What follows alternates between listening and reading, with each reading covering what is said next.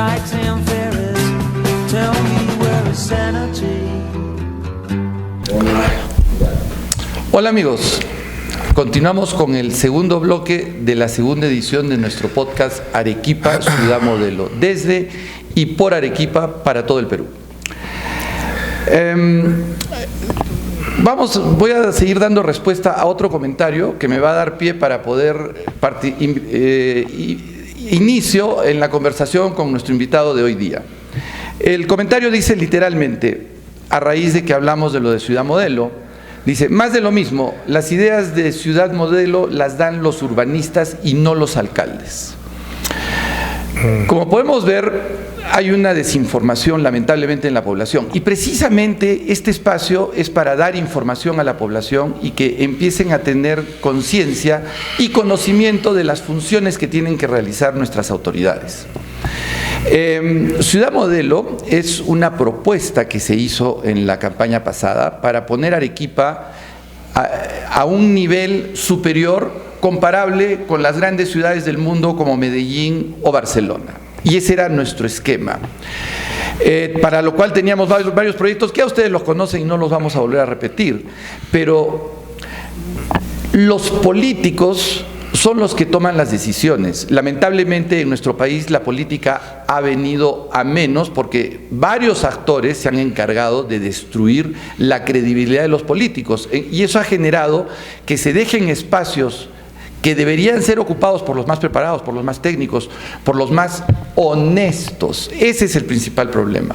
Entonces, ¿qué ha pasado? Que han subido a la política los menos preparados, los más políticos o politiqueros y los menos honestos. Pruebas al canto. Tenemos varios presidentes detenidos, tenemos infinidad de denuncias a los gobernadores regionales por corrupción, alcaldes también. En fin, el problema está en que no hemos dejado que los que no deberían dedicarse a la política estén haciendo política, y eso la ha desprestigiado. Y volviendo al comentario, nuestro amigo dice que deberían ser urbanistas. No, señor. Los políticos son los que somos elegidos, son las personas que son elegidas por la voluntad del pueblo para que los dirijan. Los políticos son los que tienen que contratar a los técnicos especializados, no al amiguito, no al que le fue su chofer y lo nombra de gerente. No, no, no. Los políticos son los que tienen que buscar los mejores cuadros, que normalmente, si realmente fortaleciéramos los partidos políticos, de los mismos partidos deberían sacar los mejores cuadros para que al momento de llegar al poder sean los mejores cuadros del partido los que puedan exhibir y no pues al que le ayuda a pegar afiches o el que le ayudó en una campaña moviendo banderitas o su chofer, como en el caso de nuestro gobernador regional.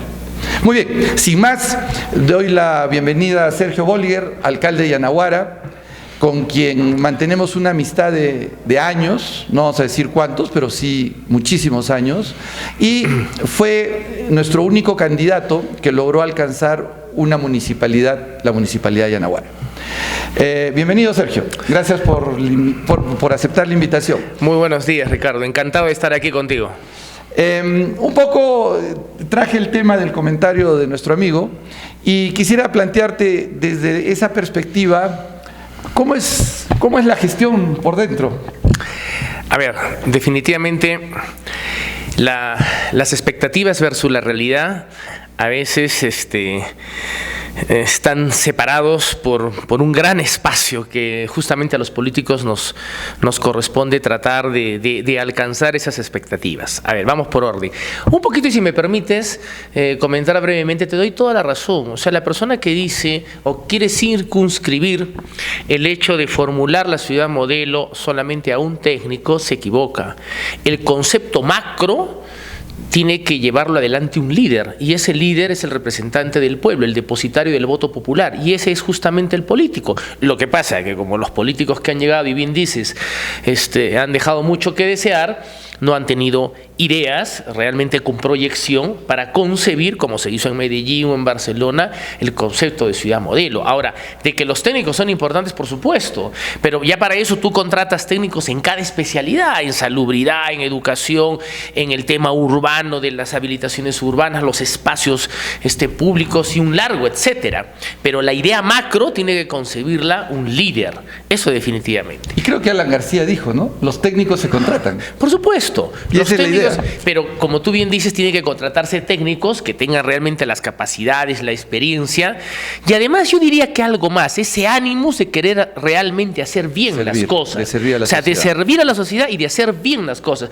No hacerla por el sueldo o por el servicio que le van a pagar, sino hacerla porque se cree aquello que está formulando y sueña con ver plasmado justamente un proyecto determinado, ¿no? Los grandes arquitectos del mundo, si es que nos circunscribimos a la parte técnica, son esos soñadores, cuasi artistas en realidad, ¿no? Y que conciben una ciudad y de la mano con políticos, porque tiene que hacerse así, la plasman, la hacen realidad. Ahora, respondiendo un poco a tu pregunta, definitivamente, y como tú lo sabes y tú también, vienes de la academia, vienes del sector privado, es el mismo caso mío, uno siempre tiene las expectativas, y que por supuesto no he claudicado en ello, en transformar, en mejorar la eficiencia y la eficacia de un Estado que en este caso, con uno de sus mecanismos que son las municipalidades, debemos tratar en la medida de lo posible de llevarle calidad de vida a las personas. Los cargos políticos, los cargos públicos son para materializar expectativas de la gente, y tú eres el depositario de esas expectativas y tienes que llevarlas adelante. Lo que pasa es que lamentablemente el Estado, ya desde que entras, te impone o estás en un corsé, que es justamente toda esta legislación tan grande que tenemos y contradictoria en muchos casos, ¿no? que limita las posibilidades y los tiempos que tienes para poder ejecutar cosas. Hay una mala, y quiero empezar con esto, hay una mala distribución de los recursos del Estado. Y esto parte porque necesariamente quienes deben concebir el presupuesto de la República deben hacer un presupuesto que priorice aquellos aspectos en los cuales real y auténticamente tenemos falencias, que son sobre todo los más importantes, los de infraestructura nacional, porque si queremos pensar en ser un país más competitivo, tenemos que pensar en infraestructura más que en subsidios. Y no digo que los subsidios no sean necesarios para casos puntuales, pero creer en un Estado paternalista que, digamos, mantiene a su población de alguna manera directa o indirecta o velada con subsidios no es lo más adecuado. Además, acostumbras a la gente a que alguien te mantenga, a que alguien te dé, a que papá Estado sea el que esté allí para otorgarte de repente ese bono que te saque de la pobreza. Y no, lo que debe crear el Estado son las condiciones mínimas necesarias para que la población compita, para que genere riqueza, para dar de alguna manera igualdad de condiciones las más básicas, para que sean las propias fuerzas de la sociedad y las fuerzas del mercado las encargadas de generar la riqueza. Y el Estado, contrariamente a lo que se cree, no tiene que ser un Estado grande y elefantiasco, tiene que ser un Estado pequeño pero potente, enérgico, eficiente, eficaz, que no gaste tanto, pero que permita que la iniciativa privada se plasme. El Estado, lamentablemente, ha venido siendo un obstáculo para el desarrollo de las ideas de los privados, que son los que generan la riqueza. Yo a veces escucho con cierta sorpresa que alguien dice, bueno, 80% de la economía, de la inversión, lo mueven los privados, y el 20% es la inversión del Estado. Yo siempre digo, no señores, es 100% inversión del privado. Lo que pasa es que ese 20% lo ha tomado el Estado del privado para gastarlo, y generalmente lo gasta mal, ¿no? Por tanto, hay una mala distribución de los recursos del Estado en los diversos niveles de gestión política y de mando político. Ahí hay un gravísimo error que tenemos que corregir, y hay que reducir el tamaño del Estado. Definitivamente. Un Estado elefantiásico es ineficiente por definición, es más fácil cuadrar un Volkswagen que cuadrar un tráiler, definitivamente, y es más ágil, es más rápido, tiene la posibilidad de que sea eficiente en sus objetivos, en su rol. Y yo le cambiaría, si me permites, en lugar de elefantiazo, porque todos usamos esa palabra, lo sabemos, yo lo acabo de usar, yo diría dinosaurico, porque el elefante, no le hacemos justicia, el elefante es inteligente. Sí, pues. Si el Estado fuera pesado pero inteligente, bueno, salvo y bueno, pero no, es dinosaurico, porque ya deberían quedar extintos en realidad. Así es, totalmente de acuerdo. Y otro de los problemas que tenemos con el Estado es que, y de repente tú lo estás viviendo en la administración pública. Yo no he llegado a llegar a gestionar, pero tú sí. ¿Qué problema tenemos al tener tantas normas que se supone que deberían regular y evitar la corrupción, pero sin embargo, a pesar de tener tantísimas normas, como acabas de decir, te ponen un corsé que no te dejan actuar y sin embargo sigue habiendo corrupción? Es decir, las leyes, tantas leyes, están por las puras. Es mejor menos leyes pero que se cumplan. Correcto. Leyes inteligentes, bien hechas, pero que se cumplan.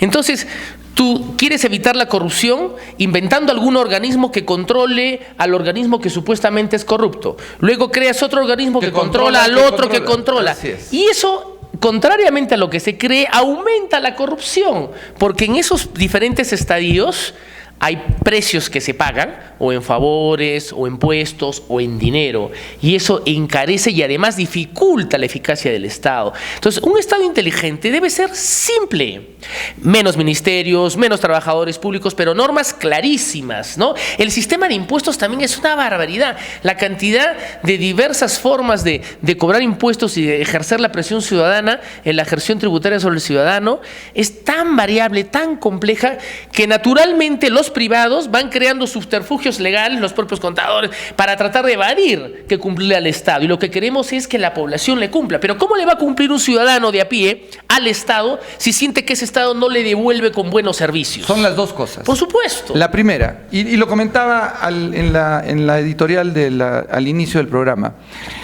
Adam Smith decía easy taxes. Impuestos fáciles, no solamente en el sentido de que sean bajos, porque realmente los impuestos deberían ser bajos, y la SUNAT, en vez de estar persiguiendo a los grandes contribuyentes que ya los tiene, a los pricos que los tiene perfectamente identificados, debería ampliar la base tributaria. Pero ¿cómo vamos a ampliar la base tributaria si a una persona le vas a quitar el 60, el 70% de su trabajo? Al final, si una persona trabaja 8 horas, le estás quitando el equivalente a que trabajara 4 horas y media. En consecuencia, es una esclavitud, porque tu trabajo estás dándolo gratis por 4 horas y media al momento de pagar tus impuestos. ¿Qué genera eso?